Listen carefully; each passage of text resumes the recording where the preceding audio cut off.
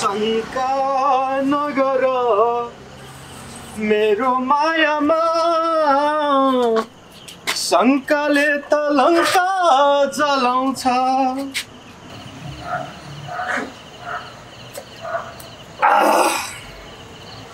नमस्कार, म स्वास्नी पीडित तर म म्याकुरी चाहिँ होइन।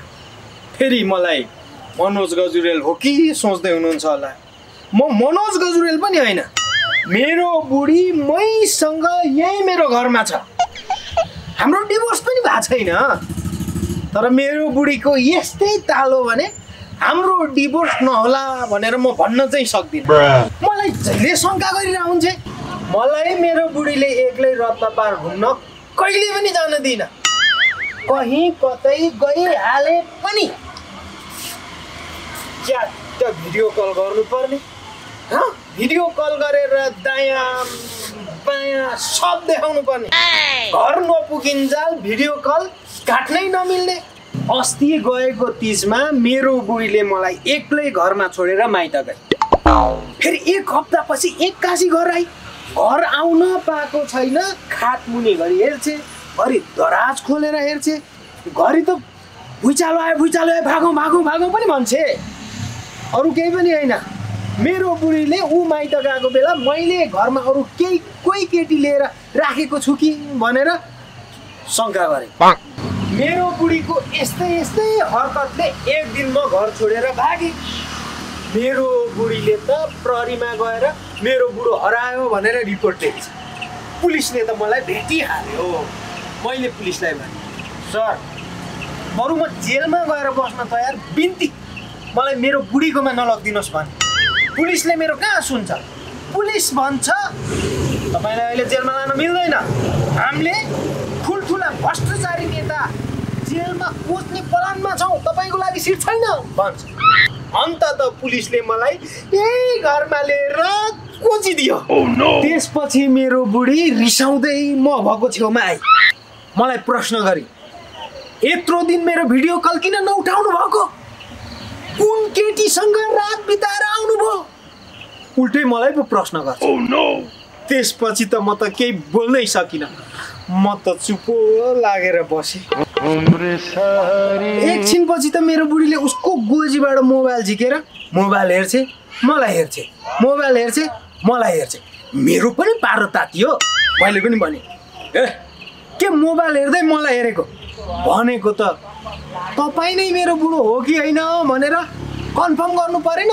त्यही भएर मोबाइलमा फोटो हेर्दै तपाईँलाई हेरेको। कन्फर्म त गर्नु पर्यो नि त पो भन्छ। त्यति मात्र कहाँ हो र, अझै कन्फर्म गर्नु सकिएकै रहेनछ। तपाईँको टाउको तल झार्नुहोस्, म तपाईँको केस गर्छु।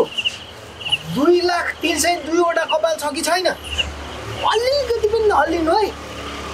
फेरि मैले जो पाएँ त्यहीसँग सुत्नु त भएन नि। फेरि मलाई HIV लाग्यो भने पो भन्छ। कपाल गनेर सक्नु पुरा 2 दिन लाग्यो। फेरि रिचेक गरौँ पो भन्छ। मेरो पनि रिस उठ्यो। रिसले यसो 1.5 आँखाले पारेर हेरेको, धन्न रिचेक चाहिँ गरिनँ। अनि फेरि अस्ति भर्खर हामी बुढाबुढी बिचमा एउटा नरमाइलो घटना घट्यो। कुरो के हो भनेदेखि स्कुल पढ्दाखेरि सँगै झ्यालबाट हाम फालेर चुरोट खानु जाने साथी एक्कासी बाटोमा भेट भयो।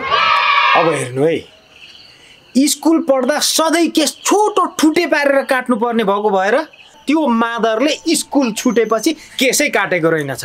त्यसको केस मेरो बुढीको भन्दा लामो, बलियो, मुलायम अनि सिल्की रहेछ। अब बल्ल बल्ल भेटेको साथी हामीले एकअर्कालाई गर्ल्याम्म अँगालो मार्यो। अब त्यो अँगालो मारिराखेको मेरो बुढीले परबाट हेरिरहेको रहेछ। अब धेरै पछि भेट भएको साथी यसो बसेर चिया खाउन भनेर छेउकै होटेलमा छिर्यौँ। चिया खाइसकेपछि बुढीलाई टक्क सधैँ जस्तो यसो भिडियो कल गरेको। बुढी त रिसाएर बोल्दिनँ। मैले सोधेँ, ए बुढी तिमी कहाँ हो भनेको रिसाले म त श्रीलङ्काको पो भन्छ। खासमा कुरो के रहेछ भने त्यो अघि कपाल लामो भएको मेरो केटा साथीलाई उसले कुन चाहिँ तरुनी भनेर शङ्का गरेर श्रीलङ्का पुगेको रहेछ। अब हेर्नु है, यहाँ आएर थाहा भयो नि त मलाई पनि मान्छेलाई शङ्काले साँच्चै लङ्का पुर्याउँछ भन्ने। मैले मेरो बुढीलाई सम्झाउन खोजेँ, ए लाटी त्यो कहाँ तरुनी हो त, त्यो त मेरो स्कुल पढ्दादेखिको साथी हो, त्यो पनि केटा भन्छु, मेरो विश्वासै गर्दैन। अनि मैले त्यो कपाल लामो भएको साथीलाई मै कहाँ बोलाएँ, अनि त्यसको पोइन्ट खोलेर इ ल हेर बुढी भनेर देखाइदिएँ। त्यसपछि मेरो बुढी खुसी भई अनि बल्ल विश्वास गरी त्यो लामो कपाल भएको मान्छे केटै हो भनेर। त्यसपछि त फुत्त मेरो बुढी म भएकोमा आइपुग्यो। कुरो के रहेछ भनेको त उहाँ श्रीलङ्काको क्रिकेट खेलाडी मलिङ्गाले मेरो बुढीलाई क्या समातेर फुत्त बलिङ गरेर यहाँ नेपालमा पुर्याइदिएको रहेछ नि त। मेरो बुढीको बिहोरा हेर्दा त यताबाट पनि ब्याटिङ गरेर छक्का हानेर श्रीलङ्कै पुर्याइदिनु जस्तो थियो नि। के गर्नु, जस्तो भयो नि आफ्नो बुढीको माया लाग्दो रहेछ। अब बुढी नहुँदा फेरि सुत्नै गाह्रो, छटपटी लागेर अन्तिममा यही दाहिने हातलाई दुःख के आँसु पुस्नु। त्यसो भनेर पनि के गर्नु, मेरो बुढी जति शङ्कालु यो संसारमै कोही छैन होला। अब अस्ति दसैँमा अब मिठो मासु खुवाउन त बुढीलाई भनेर खसीको मासु लिएर मासु उनलाई हड्डी हड्डी आफू खुवाएको। अब यस्तो मस्यौडा पनि म खान्छु भनेर मासु जति सबै फाल्दियो। अब त्यहाँ दिनदेखि मलाई थाहा भयो नि त बुढीलाई मासु दिँदा अलिअलि हड्डी पनि मिसाएर दिनुपर्ने रहेछ भने। होइन, मेरो बुढी चाहिँ यति धेरै शङ्कालु कसरी भए म आफै छक्क पर्छु। हे भगवान्, होइन मेरो बुढीलाई केही बोक्सिँदा नि भूत प्रेत केही लागेको हो कि? ए मेरो बुढी तिमी कहाँ छौ के? ए मेरो बुढी मैले तिमीलाई सम्झिरहेको छु के? ए मेरो बुढी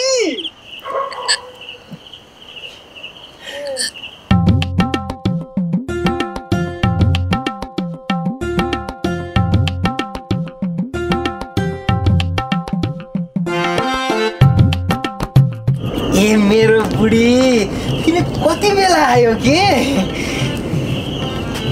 तपाईँ सँगसँगै तपाईँको पछि पछि आएको। अनि ऊ त्यो हेरिराख्ने केटी चाहिँ को हो नि?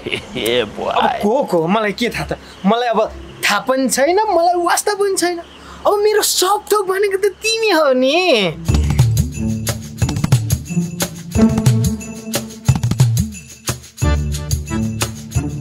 साँच्ची तपाईँ 100% मेरै बुढा हो नि? अफकोर्स म तिम्रै बुढा त हो नि, तर तिमीले किन सोधेको? किनकि तपाईँ अरू बेला बोका चाहिँ डुङ बनाउनुहुन्थ्यो, तर आज मग बस्न आइरहेछ। किनकि आज तिमीले तिम्रो नाकको सफा गरेछ नि त। थ्याङ्क यू मेरो तारिफ गरिदिनु भएको। तिमी आज यति धेरै किन खुसी? साँच्ची मलाई पो आज शङ्का लाग्न थाल्यो तिमी मेरो बुढी हो कि होइन भनेर। म हजुरकै बुढी हो के? ल मेरै बुढी हो भने मेरो बुढीको दाहिने साब्रामा कोठी थियो, त्यो खोइ देखाउ त कोठी, अहिले देखाउ त यहाँ। क्यामेरामैन जल्दी फोकस करो। लु खोइ यहाँको कोठी, खोइ यहाँको कोठी, कोठी खोइ यहाँ चाहियो र कोठी। अब तपाईँलाई विदेशमा पैसा कमाउन जानु भन्दा मान्नु भएन, नेपालमै बसेर दिनरात गोटेपछि त्यो सानो जाबो कोठी त मेटिहाल्छ नि। अब पैसा कमाउन विदेश त जानुहुन्थ्यो नि, अब हाम्रै घरको छेउमा त्यो घर अब दिपक राजगिरीको हो। अब म विदेश गएको बेला दिपक राजगिरीले मिहिनेत गर्ला भन्ने टेन्सन।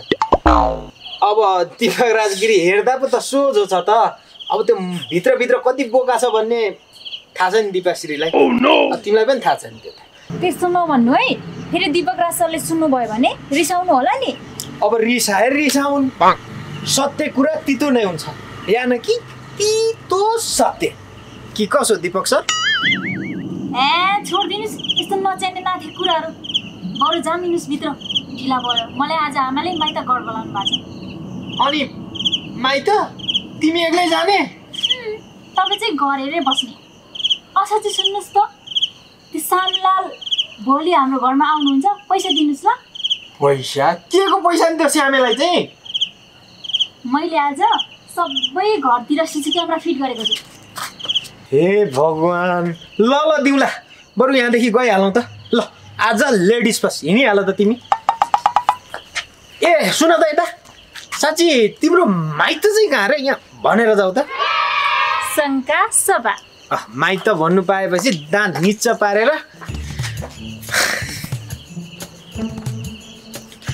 बल्ल बल्ल गए खासमा मेरो बुढी पहिला यति चर्को शङ्कालु थिइनँ नि त मैले जे भन्यो त्यो पत्याउँथे जुनसुकै नेताले भाषण गरे पनि विश्वास गर्थे बिरामी हुँदा प्रकाश भुजेलकोमा फुक्न जान्थे पछि आएर नेपालमा भैँसीले बाघ मारेदेखि यसले सधैँ शङ्का गर्नु थालेको हो नि त जबदेखि नेपालमा भैँसीले बाघ मार्यो तबदेखि यसले कसैको विश्वास गर्दैन सधैँ शङ्का मात्र गर्छ कसैलाई पनि विश्वास गर्दिन अब एक जोड्दा 2 हुन्छ भन्ने कुरा पनि विश्वास नलागेर क्यालकुलेटर खिच्छ त्यो पनि एकचोटि हो र दुईचोटि होइन यो राजेन्द्र खर्कीले रागो ढाल्नुको साटो त्यो बाघ मार्ने चाहिँ भैँसी ढालिदिएको भए आज मेरो जिन्दगी यास गरेर बिताएर आउँथ्यो नि त यत्रो टेन्सन नहुने के भन्यो टेन्सन छ ऊ बुढीले पर फेरि पर्खिरहेको होला उताको पनि टेन्सन छ ल यति भन्दै म बिदा भएँ है त हजुरहरू ल नमस्कार